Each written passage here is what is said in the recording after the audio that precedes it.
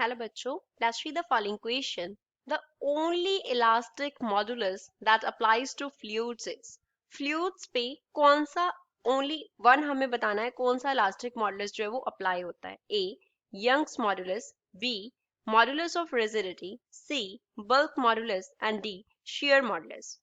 So first of all, we will talk about the key concept used in the question. इस question में क्या key concept use हो रहा है.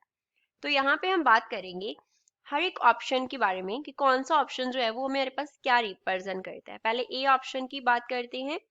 A option में हमें दिया है यंग्स मॉड्यूलस. यंग्स मॉड्यूलस क्या होता है? हमारे पास रेशो होता है टेंसाइल और we can say compressive. Tensile और कंप्रेसिव स्ट्रेस जब हमने बॉडी के ऊपर टेंसाइल और कंप्रेसिव स्ट्रेस जो है वो अप्लाई किया, पर यूनिट बॉडी में कितना लॉन्गिट्यूडनल स्ट्रेन जो है वो प्रोड्यूस हुआ. लॉन्गिट्यूडनल स्ट्रेन प्रोड्यूस हुआ, that ratio is known as Young's modulus. तो टेंसाइल स्ट्रेस जो है वो हम कब अप्लाई करते हैं? जब हम बोलते हैं कि बॉडी को हमने क्या किया है? स्ट्रेच किया है. बॉडी को हम क्या करते हैं? स्ट्रेच करते हैं. अब यहाँ पे जब हम बॉडी को स्ट्रेच करते हैं और कंप्रेस करते हैं तो लेंथ में चेंजेस अकर करते हैं. तो यंग्स मॉडुलस किसके साथ रिलेटेड है? Related to change in length. जो लॉन्गिट्यूडनल स्ट्रेन हमने लिया वो हमारे पास क्या होता है? लेंथ में कितना चेंज हुआ पर यूनिट ओरिजिनल लेंथ कितना था. तो related to change in length है. लेकिन अगर हम फ्लूइड्स की बात करें तो उनका तो लेंथ ही नहीं होता, तो उनके पास यंग्स मॉडुलस जो है वो नहीं होगा. बी ऑप्शन में हमें दिया है modulus of rigidity. modulus of rigidity. अगर हम modulus of rigidity की बात करें और shear modulus की बात करें तो ये दोनों हमारे पास क्या होते हैं? सेम होते हैं. एक ही टर्म होता है shear modulus और modulus of rigidity. तो B and D इनका डेफिनेशन जो है वो हमारे पास क्या होता है? That is shear stress to shear strain. to shear strain. shear stress to shear strain का रेशो होता है और इसमें जो चेंज है वो किस में अक्कर करते हैं? That is related to change in shape of body.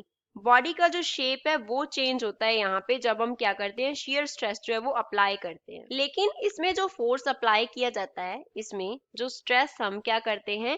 Apply करते हैं. इसमें जो फोर्स हम अप्लाई करते हैं that is tangential to the cross sectional area.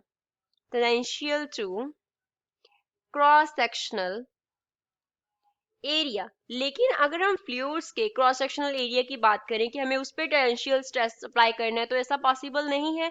तो this is not possible for fluids.